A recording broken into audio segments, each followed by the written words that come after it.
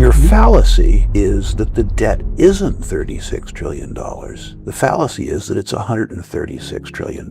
We owe the bondholders $36 trillion. The demographics of the United States have changed. At the time that Social Security, as an example, was enacted, before Social Security was a disability program too, we sustained Americans at a poverty level from age 65. And the average life expectancy of an American male was 66. So demographically, we sustained people for the last year of their life at poverty levels. Now the average life expectancy of an American male is 82 years. And benefits begin for some people at age 62, unless they have disabilities where they could begin at age 5. And at the same time, the workforce is skewed. At inception, there were 4 workers for every beneficiary. In 3 years, we go to the point where there's more beneficiaries than there are contributors to Social Security. This is the debt that people don't consider when they think about the financial dilemma that faces the United States. And by the way, when I talk about the weakness in the US dollar, I'm talking about the US dollar relative to other fiat currencies, which I suspect will do worse. I'm talking about the dilemma in the world's reserve currency. And by the way, we're going to get through this. I'm not one of these guys who says that the treasury market's going to blow up, that the dollar's going to go to the way of the dodo, anything like that. We got through the decade of the 70s, but it was tough. There were some adjustments. And people your age who are planning to enjoy the same type of state-funded retirement that people my age have been able to do need to make other plans. It's a really ugly thing to say. I say that publicly a lot, and people send me this hate mail saying I've paid into Social Security my whole life. If they're going to stop it, then they need to send me a refund for everything I put in. To which I say, sir, using what for money? I think if we had the same rate of domestic savings that the Japanese had, that we probably could, but we don't. The internal household savings rate in Japan in the 50s, 60s, and 70s was almost 25%. The savings rate in the United States was closer to 5%. That's also a homogeneous population, and it's a population that I would suspect has greater life expectancy, higher educational levels, and probably better personal habits. Without going into exquisite detail, you don't notice Japan with a fentanyl problem.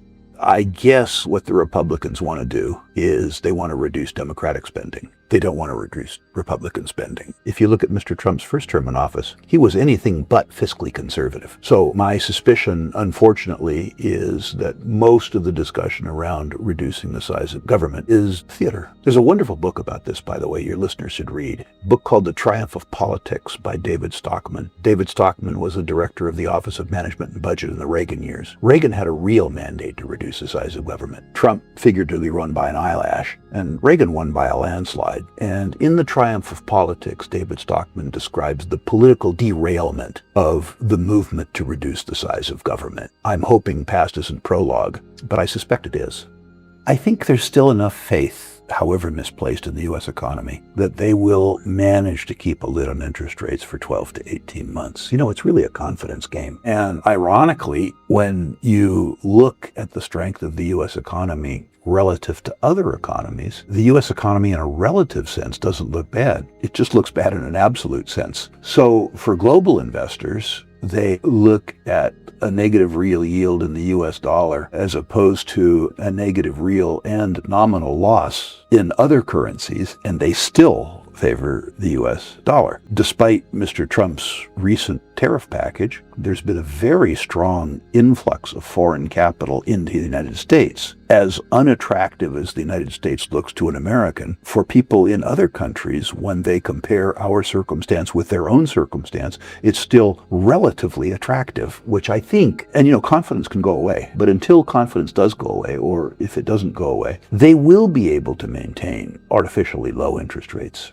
In the period 2000 to 2010, where the gold price went up 7-fold or 8-fold, free cash flow per share of the XAU fell. It takes real skill for an industry to have declining free cash flow per share when the product that they sell is up 7-fold. So investors' expectations around gold equities are, to be charitable, poor. The second thing is that in the period 2022-2023, although the gold price went up, the price of inputs to produce gold went up a lot too. And the margins didn't reflect the increase in the gold price. That's begun to turn around. The expectation is very low. I think the gold equities are cheap. And there's only been 2 times in my life when I felt that they were cheap compared to the gold price, this being one of them. I've been a fairly public bear about Newmont for some time. Their costs have been high. It isn't just that their costs have been high, it's that they've missed guidance for 7 quarters in a row. In other words, their costs have been higher than they thought that they would be, not that the industry thought that they would be. That was problematic. I had very high hopes after the Newcrest acquisition that Newmont would do what they suggested they were going to do and sell off most of their second-tier mines. That would theoretically do 2 things: strengthen their balance sheet, but probably more importantly, it would free their love, care, and attention for high-quality mines and attention that had been diverted by smaller mines. They had anticipated raising $2 billion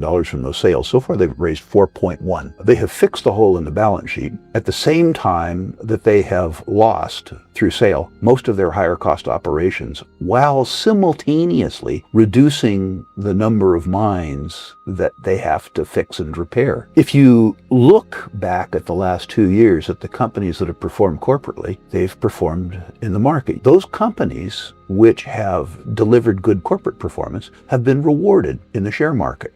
I would point to Alamos Gold and Lundin Gold as more moderate-sized producers that have also enjoyed a really virtuous reception in markets because they deserved it.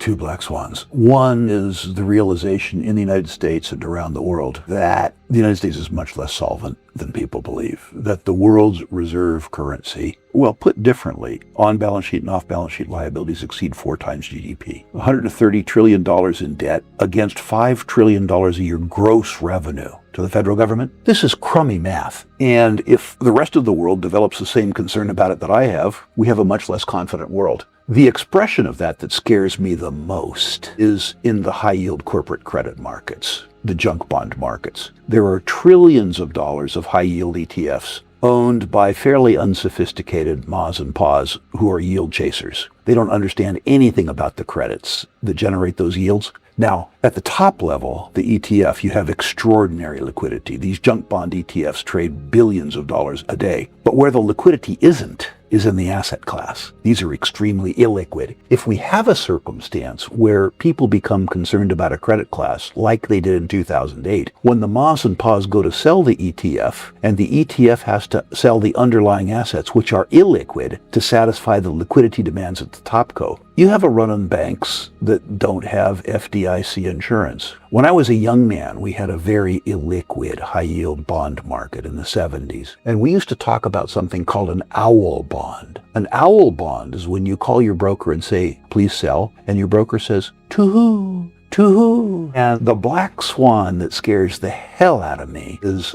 a credit concern that spreads to the high-yield bond market and causes disintermediation in high-yield bond ETFs. That, to me, is a recipe for 2008.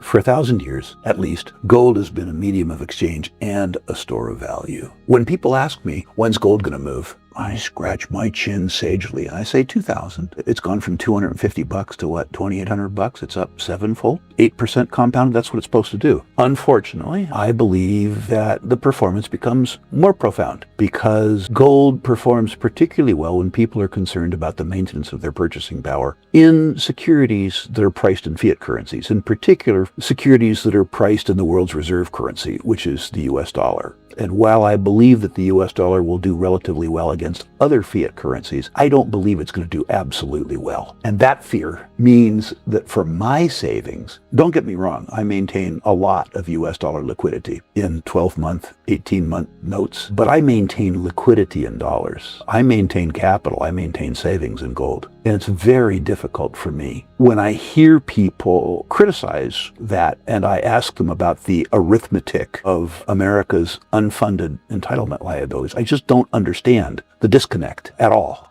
I think it probably ought to be valued at some number closer to market. I don't think it'll matter as a bondholder if they restate the value of the asset, but you don't have a claim on it. Who cares? Can you imagine me as a U.S. bondholder going up to Washington, D.C. and saying, I'd like my gold, please? I mean, they have an army. And if you think about revaluing the gold in the context of $130 trillion in liabilities, the importance of that gold is, it's a hiccup in a windstorm. It really doesn't matter. I personally believe the gold is there. The technology for a gold audit is something that's brought perfected at the beginning of the Sprott Gold and Silver Trust. It's real tough. Sample a few bars. I think that there should be an audit of that gold. There ought to be, in effect, a title opinion. There hasn't been an audit of that gold for 40 years. And I don't mean a theatrical audit. I don't mean that Trump and Musk walking through there with a phone, taking a video of the gold and saying, yep, I petted it, it's all there. That's not what I mean. I mean Pricewaterhouse or KPMG auditing that gold the same way that Sprott's gold is audited. If that gold belongs to the American people, that the American people have the right to know, first of all, that the gold is there, and second of all, that it's theirs. That's not asking too much.